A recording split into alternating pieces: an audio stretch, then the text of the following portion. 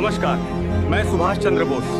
मेरा जन्म 23 जनवरी 1897 को उड़ीसा के कटक जिले में हुआ था। 1921 में मैंने भारतीय सिविल सेवा को छोड़कर स्वतंत्रता संग्राम में भाग लिया और कांग्रेस में शामिल होकर अपनी पूरी ताकत भारत की आजादी के लिए समर्पित कर दी।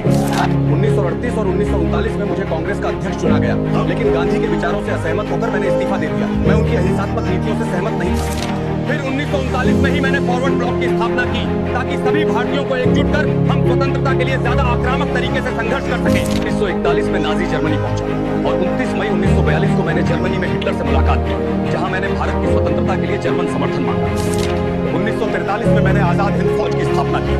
ये सेना जापान के सहयोग से बनाई गई थी और इसका उद्देश्य भारत को अंग्रेजों से मुक्ति दिलाना था। 1943 में ही सिंगापुर में मैंने एक अस्थायी सरकार स्थापित कर ब्रिटेन अमेरिका के खिलाफ युद्ध की घोषणा की और अंडमान निकोबार द्वीप समूह को भारतीय क्षेत्र घोषित किया। 4 जुलाई 1944 को बर्मा में मैंने आजाद हिंद फौज के सैनिकों से कहा, तुम मुझे खून दो, मैं तुम्हें आजादी दूंगा। 1945 में जब अमेरिका को लगा कि वो जापान से नहीं जीत सकता, तो उसने परमाणु बम से जापान को समर्पण करने पर मजबूर किया, जिससे आजाद हिंद फौज के प्रयासों का भी अंत हो गया।